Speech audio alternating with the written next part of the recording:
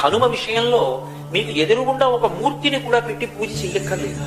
భయం వేసింది అనుకోండి, ఎప్పుడైనా ఒక చీపురు పుల్ల తీసి మీకు ఎదురుగుండా రాయి కనపడితే రాయో ఏదో ఒకటి తీసి ఇసుకలోనో నేల మీదో అది పడిందా లేదా ముద్ర కూడా సంబంధం లేదు, హనుమ అది రాసి నమస్కారం చేసి నిలబడితే చాలు, ఉపద్రవం నుంచి గట్టెక్కుతారు అని చెప్తుంది శాస్త్రం.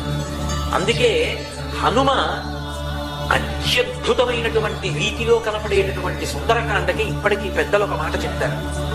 ఏదైనా జీవితంలో జటిలమైన సమస్య వచ్చినప్పుడు దాన్ని ఎలా పరిష్కరించుకోవాలో అర్థం కాకపోతే సుందరకాండ పుస్తకం తీసుకొచ్చి అక్కడ పెట్టి రామచంద్రమూర్తికి, సీతమ్మకి, హనుమకి నమస్కారం చేసి ఒక కొత్త చీపురు పుల్లని తెచ్చి కళ్ళు మూసుకుని సుందరకాండలోకి గుచ్చితే ఏ కాగితం దగ్గరికి చీపురు పుల్ల గుచ్చుకుంటుందో అక్కడ సుందరకాండ విప్పి చూస్తే మీ సమస్యకి పరిష్కారం రామాయణ కథాంతర్గతంగా కలుగుతుంది.